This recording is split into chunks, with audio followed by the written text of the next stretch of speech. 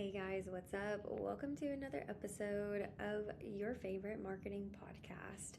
I'm your host, Shelby McFarland, the marketing broker, and today I am coming at you from a super cash location. I decided to join this local nonprofit that helps small businesses with everything from financial stuff to marketing stuff to business stuff, lawyer stuff.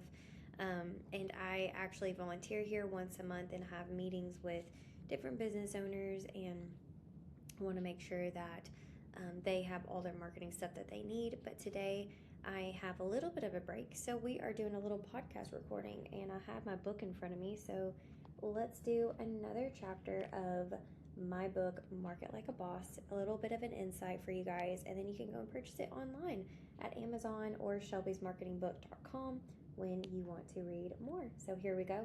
We're going to jump into chapter 9. A boss doesn't have to be everywhere, just where it matters. And I wrote this chapter for the people that get overwhelmed with all things marketing. Where do they need to go? What do they need to do? Why do they need to do it? And that's what we're going to dive into today. The evolution of marketing in the last 13 years has been nothing short of wild. Blink, and the entire game changes. Every 3 to 5 years, it feels like we get handed a whole new playbook. If you don't catch on early, it's easy to feel like you're already behind. I remember when I started my first business in 2012, marketing was what I like to call now hard copy. If you weren't listed in the yellow pages, you didn't exist. And if your business name didn't start with a letter near the beginning of the alphabet, good luck getting seen.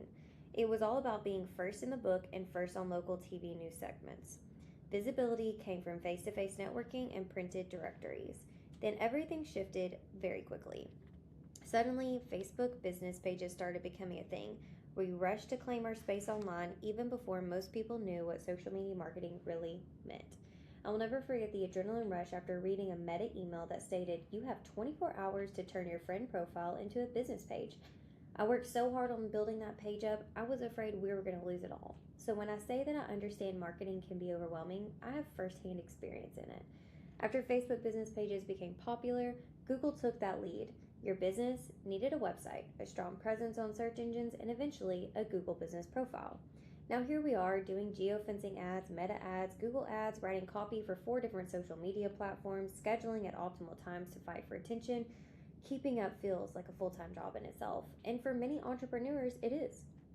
If you're a startup owner, I get it. You're juggling everything: client work, payroll, admin, and now you're supposed to master marketing too. It can feel impossible. I don't preach about things that I do not know. I know what it feels like to be overwhelmed with everything about your business. When I talk to clients with small marketing budgets, I teach them that they don't need to be everywhere. They just need to be everywhere that matters. Make that system work for you, your time, and your budget. Step 1, know who you want to reach. Before you dive into marketing strategies, get crystal clear on who you want to work with. Not just who you are working with, but who you want to work with. Go back to the perfect clientele that we envisioned early on in this book. Think of it like fishing. You don't just toss a net into random waters and hope for the best. You figure out which fish you want, learn where they swim, and choose the right bait. Your marketing works the same way. For marketing, ask yourself, what generation are they in? What do they do for work? Where do they live? What social platforms do they use? Where do they spend their time, online or in person? Once you build your ideal client avatar, you can identify to focus your marketing energy.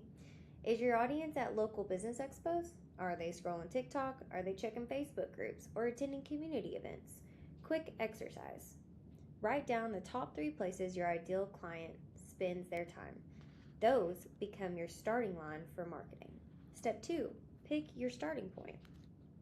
Now that you've figured out who you're targeting and where they are, start there.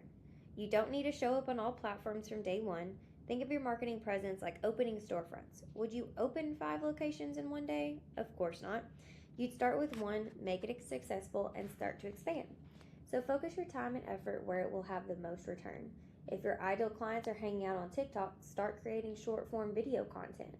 If they're at local chamber events, go show your face and shake some hands. If they're not in your community, learn how to create ads to reach them out of state and to buy your products. Do what you're comfortable with to start. The worst thing you can do is nothing at all. Marketing is absolutely not optional. It's your lifeline to staying in business, but it doesn't have to be overwhelming. With your marketing strategy from earlier, make a priority list of social media networks and get to work. Step 3, delegate when it's time. In the early days, you might have the time to do your own marketing. You're building your client base and revenue stream, and those hours can be invested wisely in laying a strong foundation. But as business picks up, your time will shift, and it should. Eventually, you'll need to delegate, just like I did.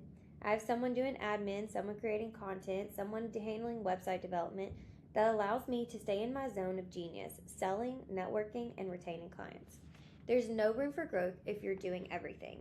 Delegating isn't just about getting help, it's about making space for expansion. So here's your delegation checklist. Which task drain me the most? Which task could someone else do 80% as well as me? Which task free me up to bring in more revenue if delegated? Those are the things that you outsource. Real life example, meet Adrienne. Let me tell you about my friend Adrienne Meacham. She's an interior designer who launched her business without a team, funding, or big connections. The first 6 months were tough. She was new to entrepreneurship and stepped into a very competitive industry. But she didn't wait for clients to find her. She made sure they could. Adrienne joined multiple networking groups, showed up at events every week, and committed to consistency. She built her own course to create passive revenue, dialed in her website, and posted with purpose on Facebook and Instagram. She didn't spend money. She just spent time, effort, and intentionality. After 6 months, her efforts paid off. Projects started to roll in. Word of mouth picked up, all because she invested in building her foundation early when it was the hardest. Now, her business is thriving, and she's able to delegate tasks and focus on delivering amazing results to her clients. You can't outsource hustle. One of the biggest misconceptions I've seen is a business owner that wants to outsource marketing before they put in the work themselves. A local business guy called me one day to inquire about my marketing service for his moving company. He told me that they had endless resources and stayed pretty busy, but it was just not enough to meet his expectations. After going on about his company, he followed it with, "I want to hire you because I honestly don't have the time to put into my company. I do not put the energy into the business like I should." I kind of laughed, not because I was judging him, but because that's not how this works. Not even the best digital marketing will make a business grow if the hustle and heart is not on the other side of the phone. Marketing isn't magic, it's momentum. You can't expect someone else to generate leads if you're not willing to put skin in the game. The energy that you place in your business is the same energy that is going to give you back. Build first, expand later. If you're in the early stages, use this time wisely. Identify your dream clients, learn where they are, pick 2 or 3 places to show up consistently, create simple content and that resonates, build community presence through networking or local partnerships, stay the course even when it feels like nothing's happening. That time you invest now will return tenfold later. But if you're not in the early stages, if you're already established, your focus kind of shifts. Instead of laying the foundation, you're strengthening it and scaling. That means auditing where you're currently showing up and cutting out what no longer will be effective. Doubling down on platforms and strategies that actually deliver results. Elevating your role from doer to strategist. Delegating tasks to your marketing machine doesn't depend on you solely. And exploring amplifiers like collaboration, PR, and targeted paid ads. Once you have a foundation, then expand. That's when you revisit your marketing plan and ask, can I add paid ads to expand my reach? Can I outsource content or engagement? Should I update my marketing budget to reflect my growth? Marketing doesn't need to be perfect, it just needs to be present. And I dare say it again, consistent. And you don't have to do it all at one time. You just have to be where your ideal clients are and stay there.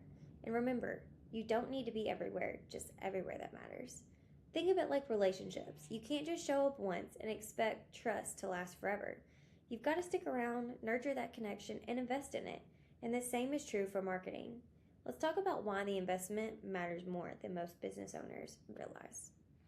All right, guys, that was chapter 9 in my book, Market Like a Boss. If you loved it, which I hope you did, share it with your friends. Maybe go buy it. That would be really cool. Lots of inside stuff if you are doing your own marketing. All right, guys, catch you on the next one.